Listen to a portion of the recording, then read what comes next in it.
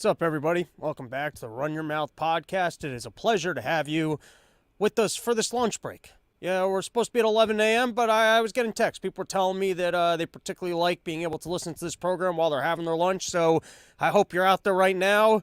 You stopped off at a deli or opened up a delicious meatball sub or maybe something your wife made for you if you have a wife. That's some wholesome shit right there. If you actually have a wife and the wife packed you lunch and it doesn't suck, you're winning last night. Because we've all been there with shitty Tupperware of last night's noodles, and no one wants that. That's not good. But if you've got a wife actually putting together some good fucking hoagies for you, send me a picture, robsnewsroom@gmail.com, because I salute you and your lifestyle. All right, before we get into it, we don't have a lot of announcements. That's not what I'm going to do. I'm not going to go live during your lunch break and just bore the shit out of you with a whole bunch of fucking announcements. How lame would that be? That's not what we do over here. But, help your pal grow the show. Rate, review, subscribe, email it to your friends. Go onto that iTunes thing, give it 5 stars so that we can still roll back the couple of negative reviews that we got 4 years ago when a similar program, a very different program with a somewhat similar name, decided to defame us, and we are actually the anti-defamation podcast. Rate, review, subscribe, put up clips. I don't know. Do whatever the fuck you guys want to do. And that's all right. That's it for the announcements. Oh, wait. One other announcement. Due to my lack of formal education, I am going to play some random videos because sometimes I see things and I can relate to things I've seen in movies. Because that's really the only education that I have is spending way too much time in my own house watching television and movies. And then sometimes I see something, I got the perfect clip. Would I rather have a historical quote or a piece of poetry? Of course, but I'm not that educated. And then we've got some themes of injustice that we will be exploring later in the episode. And, forgive me if they're not fully articulated because I'm thinking out loud. But I think I'm onto something. And then, maybe you guys will know exactly what I'm talking about. And you'll email me, robsnewsroom@gmail.com. Summer porch tour date's coming soon. Haven't had a good chance to, snort some Adderall and actually get that work done. Not that you should do that. And I wouldn't really do that. I would just take that. I was trying to sound cooler than I am. I'm not going to do that. You take it normally. There's no reason to snort it. Then you do other things. If it's Adderall, you just take it. And that's the whole point, is that it's a more even burn. All right, here we go. Let's start off with, I don't know if you guys took time out of your day to watch the Coronation. I believe that's what they called it. All looked oddly sexual. I don't know how much of you watched this, but every time someone kneeled, I'm like, are they about to suck that guy's dick on live TV? I mean, that's what they looked oddly sexual, and I like that he needed 2 spears. I like that 1 spear wasn't enough, so he had to stand there with 2 spears, just clutching them like Biden on a staircase just the whole time. It wasn't enough that the guy had 1 royal spear. I don't know if he shares the secondary royal spear. Do all elders always have? I don't know how the royal spears work, but you got to give it to them just on the production value of this thing. Because if you watch this thing, you're like, I think they spent $200 million, but they spent a shit ton of money to put on a hell of a formal ceremony. And you'd watch this thing, you'd be like, man, this guy looks really important. What does he do? And you're actually watching what he does, which is they just put on formal ceremonies. That's the whole gimmick. And that's why dumb people love it. Like women who like weddings and shit, they just love a formal ceremony. And who does a formal ceremony then more than the fucking King of England? They got all the money. They got all the goofy outfits. They got the chariots. This is every lady planning a wedding dream, minus I guess I didn't see the flowers and stuff. But this is the hierarchy of formal ceremony, and my God, do they do it big. So here was my favorite moment of the whole thing, and this just shows you, why we don't need these elites, why we don't need these people lording above us, is because look at this. So the guy, he comes forward, he's got the big old crown, and it doesn't fit.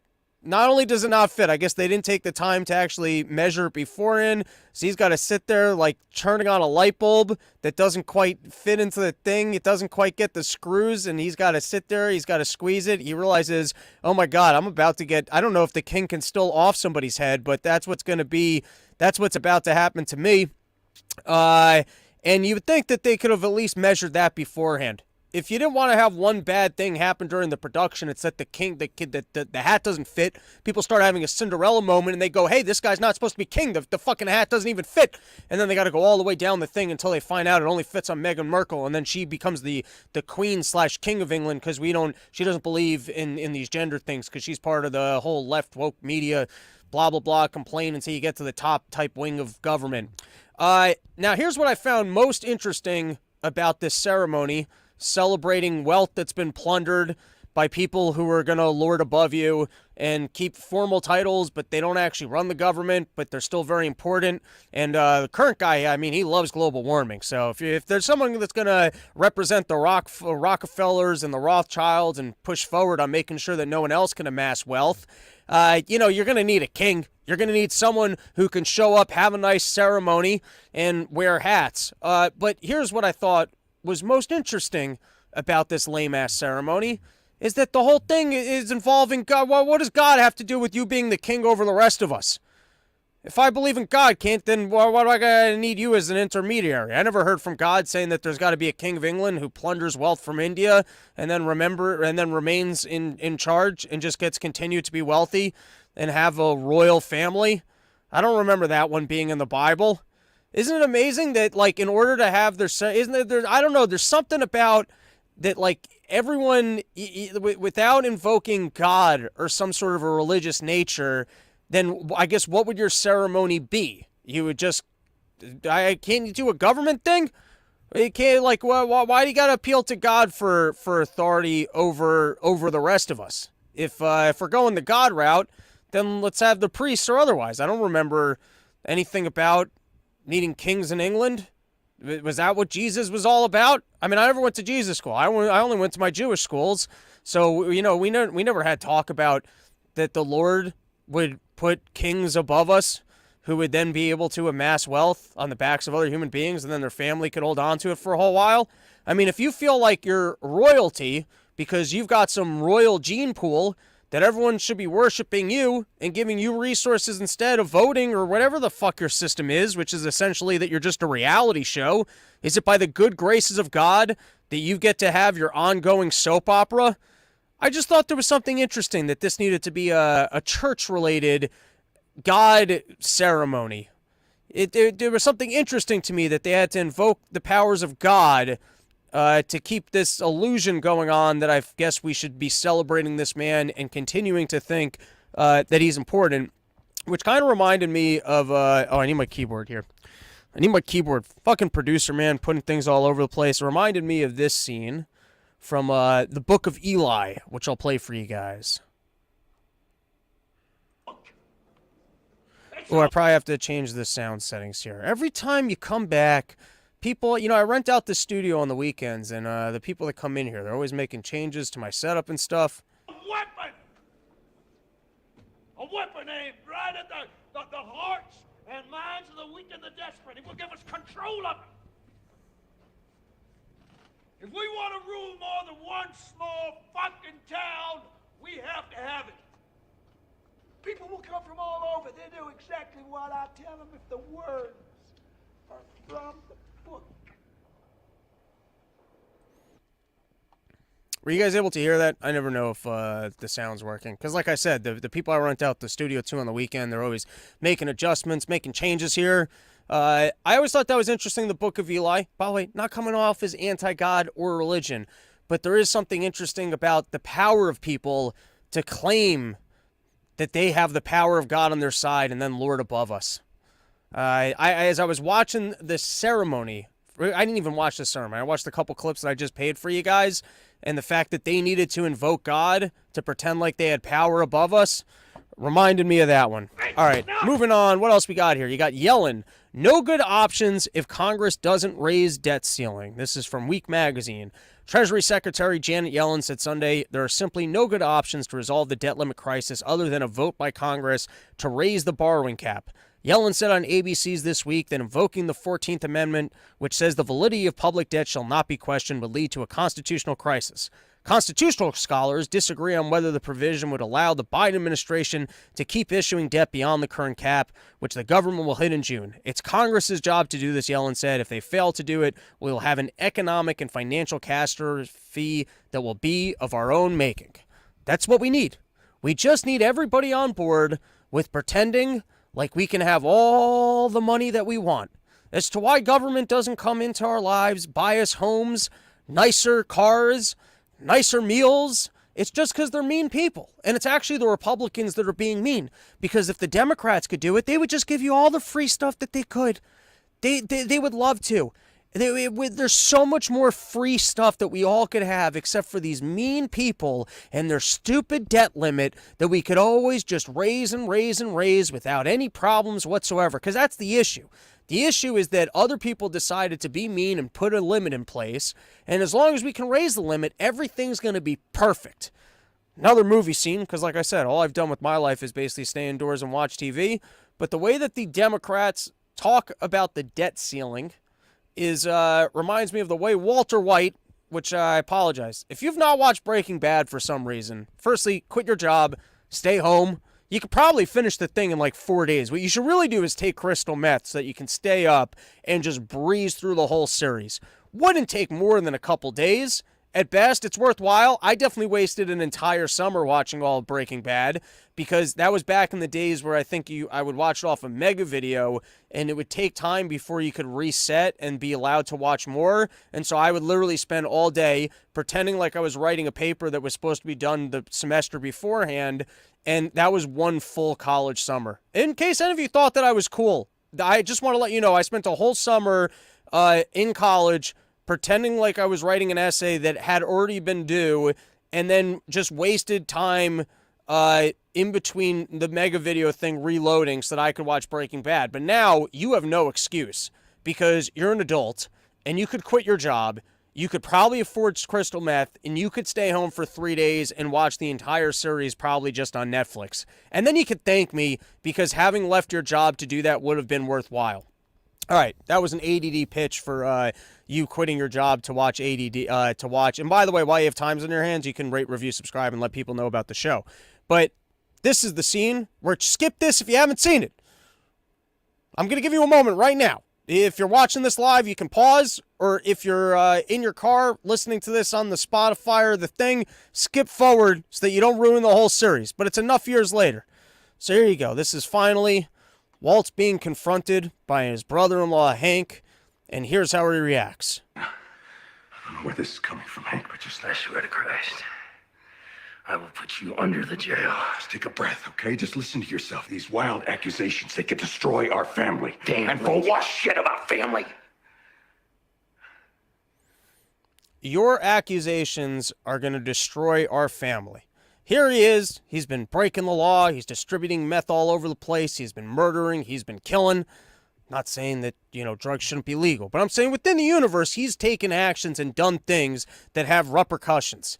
He gets busted, and he goes, listen, as long as you don't actually get me in trouble, nothing has to go wrong here. No. The actions that you did have what's ruined the family. It's not me calling you out for it. It's the same thing with the spending. The spending is the issue. We've already spent too much money. And now you got the people going, well, as long as we can continue to lie and pretend, well, then we don't have to face the repercussions of it. Yeah, but at some point you will. The bad actions already exist in reality. They have happened. There will be consequences for it. I don't think there's any economic growth that's coming that's just going to dig us out of this hole. At some point, we probably need some level of fiscal responsibility. And so you got people saying, hey, listen, this whole thing, it's a fucking corrupt scheme. It's a Ponzi scheme. We're running out of money, and we could still save it. And then the people are going, hey, unless you guys get fully on board and pretending like everything's fine right now, we're not going to ruin it. We're actually pointing out the fact that you're making blunders that need to be fixed. To me, it's like exactly that thing. It's like they've already done the damage. Someone's going, hey, there's damage here. You got rotting walls. Well, we can continue to collect the rent. The building's going to collapse. Well, as long as you don't say anything to the tenants, we can continue to keep them here and continue having the rent. Yeah, but at some point it's going to collapse. You're going to hurt people. As long as you're going to hurt these people by letting them know that they can't no longer live in this building and that we can't continue to collect rent from them. All right, I think my point's been made. Moving forward, what else do we got here? There was the Department of Justice seeks a 25-year prison sentence for oath keepers. I got some big thoughts here when it comes to the way that crime is prosecuted in the United States of America. Firstly, I think it would be interesting if the next president or someone ran on pardoning all of the January 6th individuals. maybe even just all nonviolent drug offenders. They can really let a whole bunch of people out of jail. The problem is these people don't vote because I guess they're considered felons, so they're like the last on the list of people that you want to help. And then in terms of like large voting blocks, it's probably not that favorable because if they go out and commit any more crimes, you're not going to look very good. And like how many people are affected by having a dad in jail that you would make a major influence in terms of basic voting. So it's not very favorable. But here's what I would do. If I was running for president, which I'm not, I would pardon all of them. And if I ran, I'd give them jobs. Like, remember that dude who was walking around with the podium? I would make that guy my podium guy. That would actually be my official podium. Every time I gave a speech, I'd want that guy walking up and putting down the podium. The shaman, he'd be my announcer guy. You know, like in the old day, we got the hear ye, hear ye. That's what I would have. I'd have the January 6th shaman out there. He's got to wear the full outfit, and he better stay in shape. I'm going to keep that guy in a diet. If he doesn't keep up the Brad Pitt abs, I don't want that guy in my crew whatsoever. He needs to wear the hat. I don't want to see his dumb, bald face. I want that guy doing yoga all day, dieting, looking sexy as hell, showing up to places, dressed like he just killed a bear. And maybe we'll borrow one of these because the King of England, he doesn't need 2 spears. So maybe we'll confiscate one of the spears and give it to my announcer guy. And then here's another one that I would employ. Remember the dude who farted on Nancy Pelosi's desk? That's how we're opening up the stock market every day. Instead of ringing a bell, that guy's going to walk out onto Nancy Pelosi's lawn. We're going to do a public broadcasting because that guy apparently can fart on command. That's a useful skill. You want a guy who can just fart on command sitting in jail? That is a waste of talents. I want that guy walking onto Nancy Pelosi's lawn every single morning, ringing the doorbell, blasting a huge fart, and now the stock markets are open and politicians aren't allowed to participate in it. Here would be the big talking points. You ready? If you're out there and you're running for president, I give these for you. 1, we're going to pardon January 6 people. We're going to bring peace in the Ukraine and no more needless death funded by U.S. taxpayers. How's that? No more needless death funded by U.S. taxpayers. We're going to end the green theft of American prosperity that favors elite corporate interests. We're going to get rid of a central bank digital currency. We're going to end medical tyranny and hold the COVID response team accountable.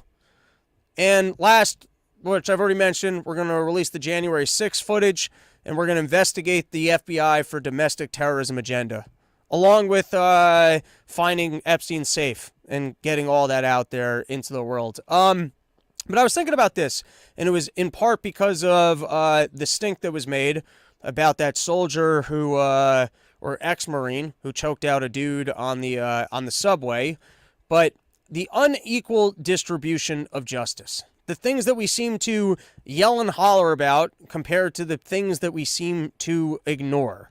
So here, like, for example, with the January 6th stuff and all the prosecution that's taken place, all the money that's gone into the prosecution, which I believe was like one of the most well-funded prosecution efforts, and they even found ways to fund more of it going forward. Even that, though, seems unfair. Because if you're the government, and I guess you got 2 services going on at the same time. You would have a service that you'd want people who are not criminals to not go to jail. That's what you would want that. You'd want freedom for non-criminals, and then you'd want criminals to go to jail. So if that's the system, you want free people not in jail, and you want criminals to go to jail.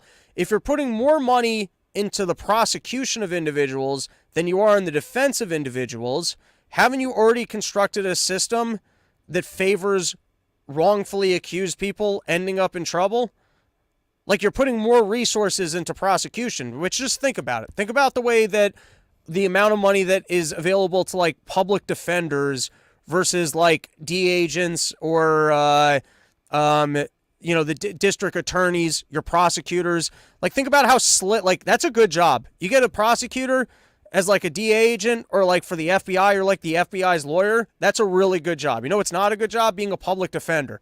Or think about how much time, if you're like working at the FBI as like a lawyer and you're trying to put together a case, how much time, money, and resources you have to put that together compared to a person who's a public defender. And then look about how much money people have to spend defending themselves against these people.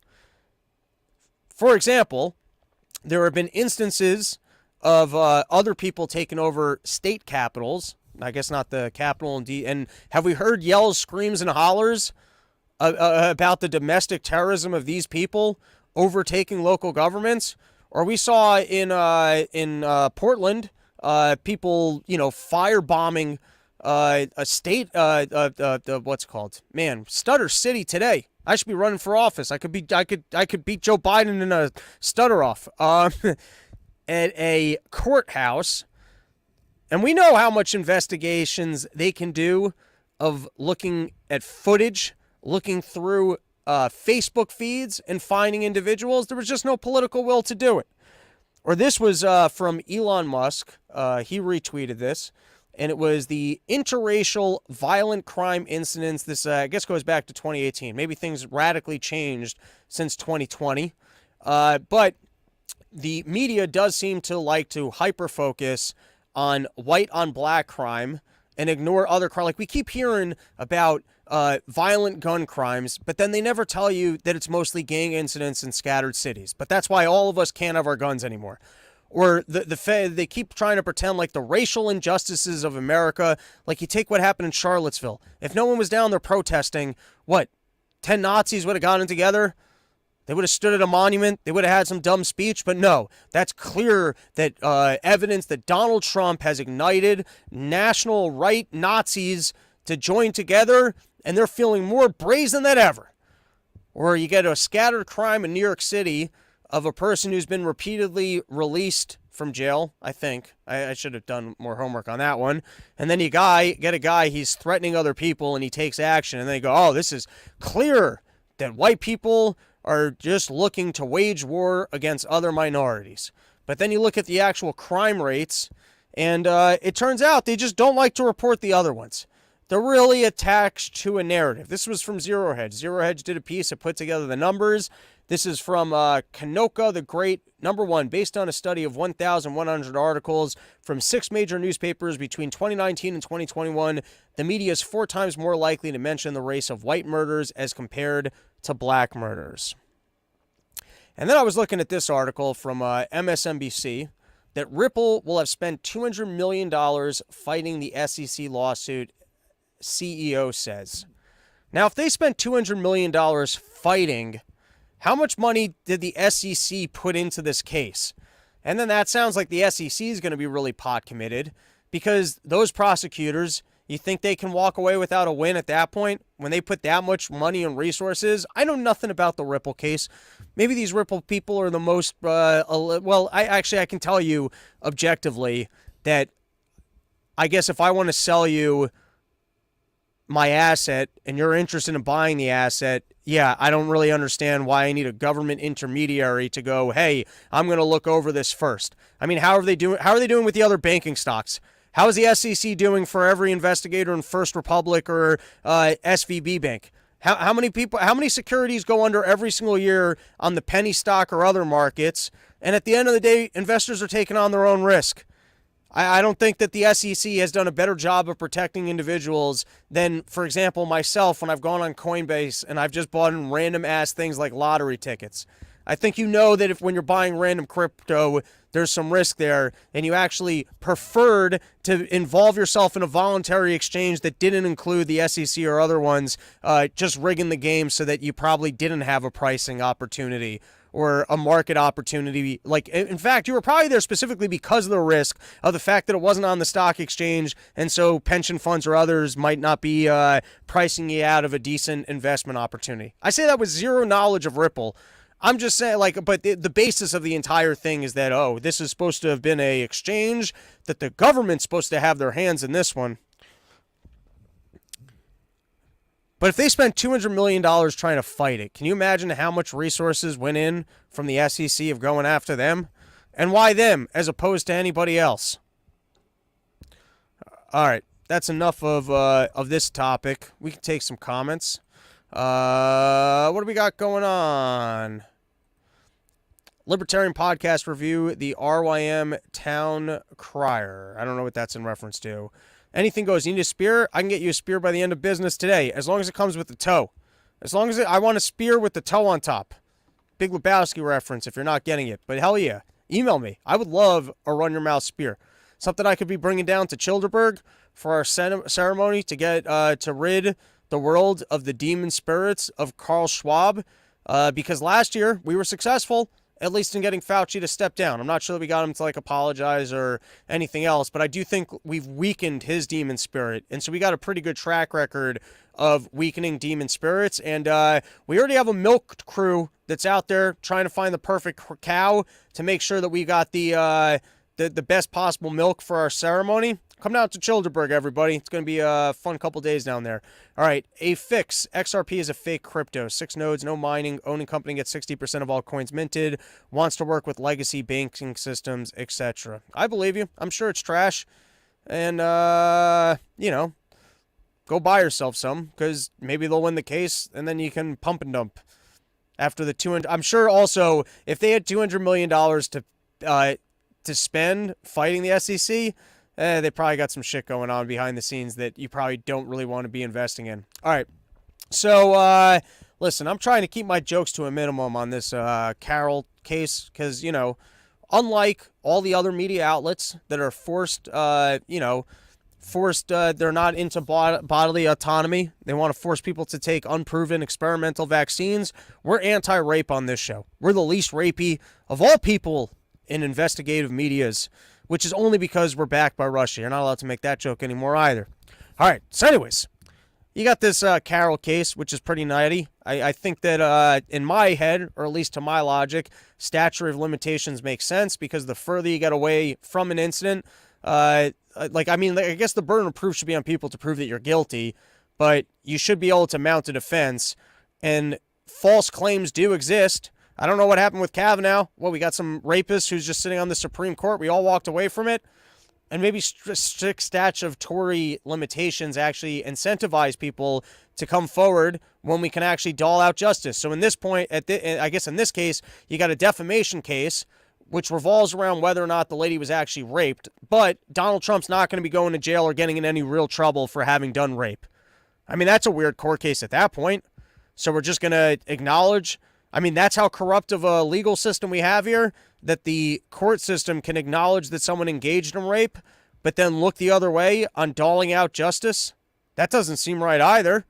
I would think if you find out that someone's done something that's that criminal and reprehensible, there's got to be some sort of actual legal accountability. Shouldn't just be a paycheck or a stat that you were found guilty in court. And even if he is found guilty in court, I mean, this guy claimed he won an election that he didn't. You think he's going to go, yeah, that was a corrupt judge.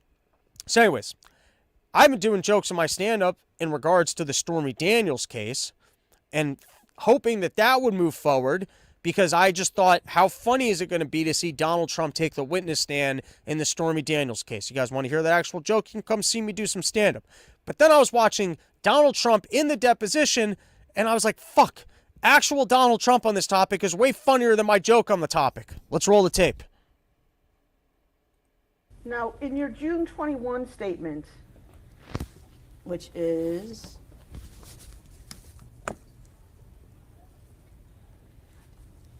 DJT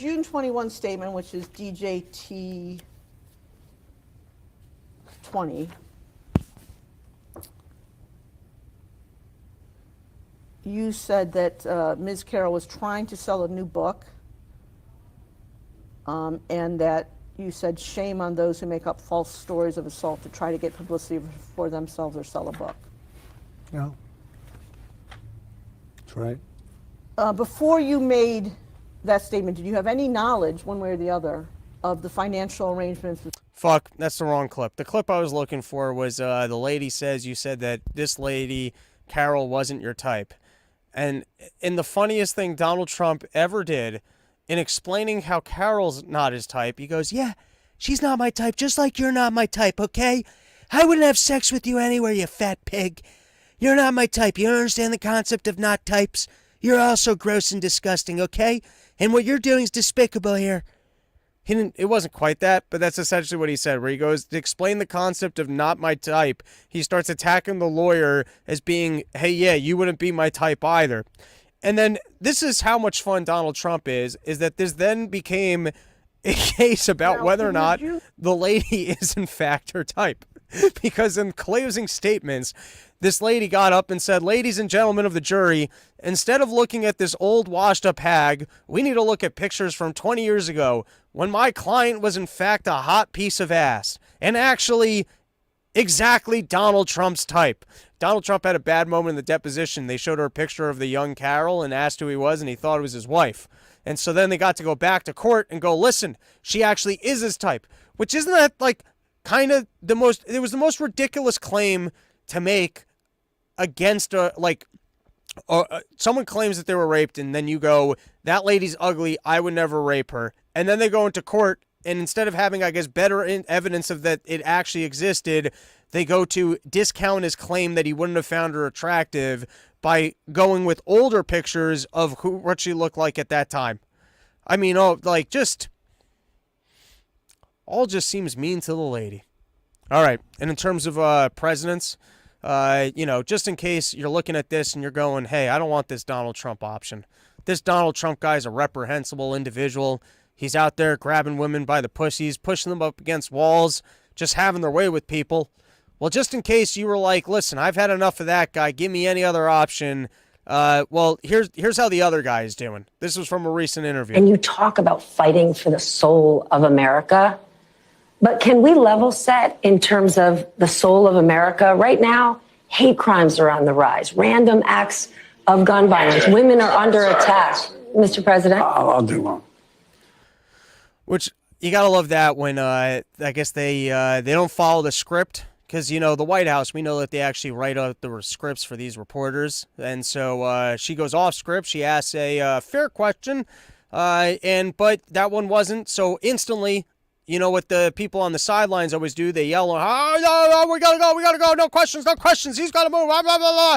But then Biden, he raises his hand. He makes that Darth Vader thing, like, nope, I got this. And by the way, when he raises his hand, he goes, nope, I got this. It's like right out of Dumb and Dumber when Jim Carrey goes, it's okay, I'm a limo driver. And then the guy just looks because he knows that he's going to be running off the tarmac. Well, that's what it's like with Donald Trump with these aides when he goes, nope, I got this. And then they got to take a deep breath and just go, all right, let's see how this goes. The answer is yes, because that's why we cannot let this election be one where the same man who was president 4 years ago becomes president again. Can't remember Trump's name. Can't remember. The guy. Who was the last president? The evil guy who keeps ruining our soul. Yeah, that guy. He gotta have me, because if not, we'll have him. Nope. Perfectly fine to continue being president. And you talk All right, about... what else we got here? Before we move on, let's take a moment, thank one of our sponsors for today's episode. Let's go with YoDelta.com right now. You guys, they're making, if you're over the age of 21 living in states where this is legal, they've made getting high more convenient than ever. Use my promo code RYM for 20% off, and I think you could be spending about $20 for disposable vape pens, which I had their old vape pens, and let me tell you, they were great. You weren't getting too stoned. It was a very functional stone. You're not going to smell like weed. You could show up to any family party, and you're just not going to be annoyed to be there. You want to get real fucked up, you can buy the gummies. But I'm telling you, they got the new vape pens that are disposables. They're like 3.5 grams for $20. Dude, that's a no-brainer. Support the show. Use promo code RYM. You get yourself 20% off. Get high all summer long. All right, you had leaked footage of Matt Gaetz prepping Ron DeSantis for debates. Firstly, I don't know how the fuck this gets out. If there's one thing you don't want to be filming, it's you, because this is literally phony land, where you're preparing for the debate and you're trying to figure out how you're going to present whatever your phoniness is. So you're sitting around, you're brainstorming, they're like, hey, listen, you're being too aggressive there. Comes, oh, that's not the way that you want to spin this policy. You're literally getting behind-the-scenes footage of how you can present your phoniness. I don't know who would film this. I don't know how you would release this. And also, can I get the full video? How do they get just clips? How do they just get clips? One thing that I found very promising about this is, even though this is only from like 4 years ago, is that anytime you see videos of like men from earlier in their life, they always look like such fucking dorks. Like, it just makes me feel good about the aging process. But then I was also like, I think I got to start dressing nicer, because you look at Matt Gaetz here, and he looks like a mom waking up from a one-night stand. I look at him, and I'm like, I got to stop wearing T-shirts. Maybe I got to step it up. Maybe I got to go full suits next year. But like those white, like the lightweight summer suits with like the little stripes. Maybe even start wearing like the little bowl hats. But here, we can watch a little bit of this terrible debate prep. That you come too hot through the whole thing, and there's it deserves to be hot. I mean, I'm sorry.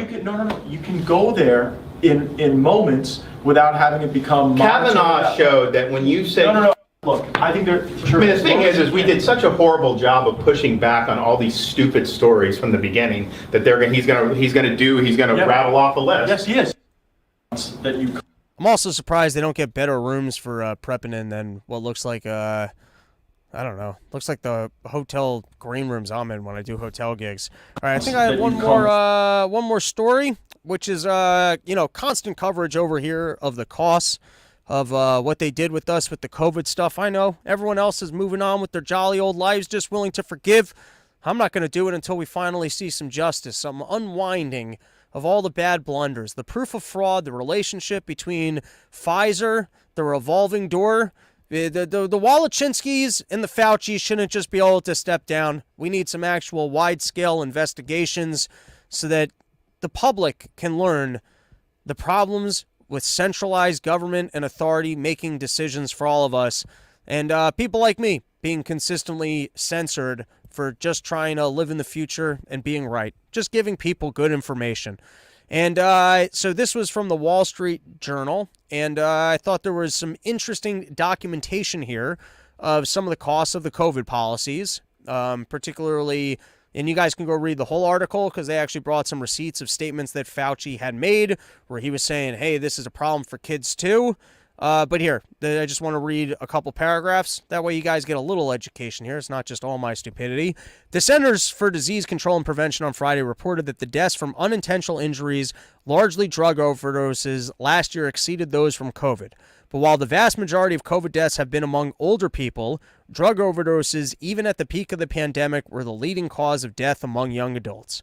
Politicians blame fentanyl pouring over the border, which no doubt has contributed, but notably, drug deaths were flat in the 2 years preceding the pandemic.